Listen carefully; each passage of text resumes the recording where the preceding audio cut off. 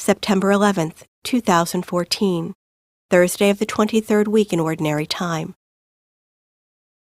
A reading from the first letter of St. Paul to the Corinthians. Brothers and sisters, knowledge inflates with pride, but love builds up. If anyone supposes he knows something, he does not yet know as he ought to know. But if one loves God, one is known by him. So about the eating of meat sacrificed to idols.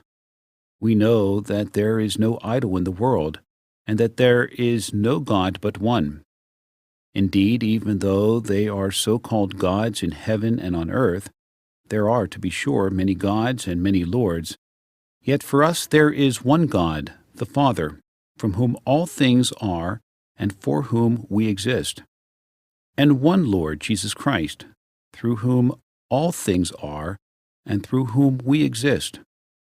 But not all have this knowledge. There are some who have been so used to idolatry up until now that when they eat meat sacrificed to idols, their conscience, which is weak, is defiled. Thus, through your knowledge, the weak person is brought to destruction, the brother for whom Christ died. When you sin in this way against your brothers and wound their consciences, weak as they are, you are sinning against Christ.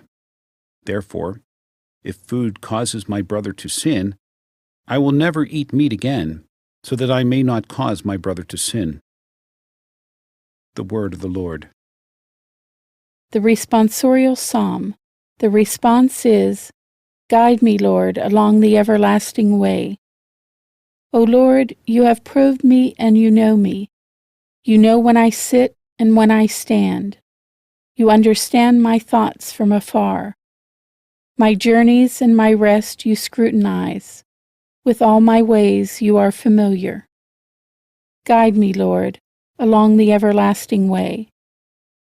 Truly you have formed my inmost being. You knit me in my mother's womb.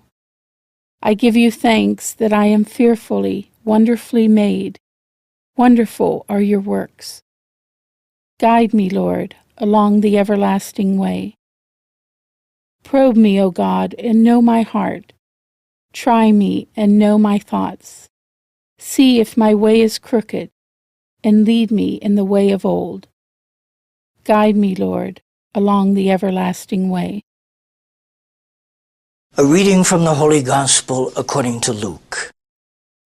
Jesus said to his disciples, "To you who hear I say, love your enemies, do good to those who hate you, bless those who curse you, pray for those who mistreat you. To the person who strikes you on one cheek, offer the other one as well. And from the person who takes your cloak, do not withhold even your tunic. Give to everyone who asks of you, and from the one who takes what is yours, do not demand it back. Do to others as you would have them do to you. For if you love those who love you, what credit is that to you? Even sinners love those who love them.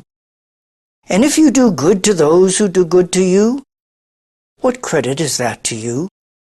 Even sinners do the same.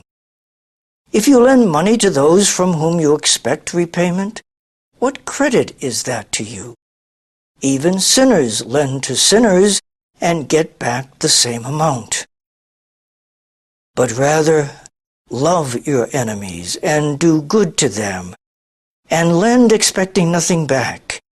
Then your reward will be great, and you will be children of the Most High, for he himself is kind to the ungrateful and to the wicked. Be merciful, just as also your Father is merciful. Stop judging, and you will not be judged. Stop condemning, and you will not be condemned. Forgive, and you will be forgiven.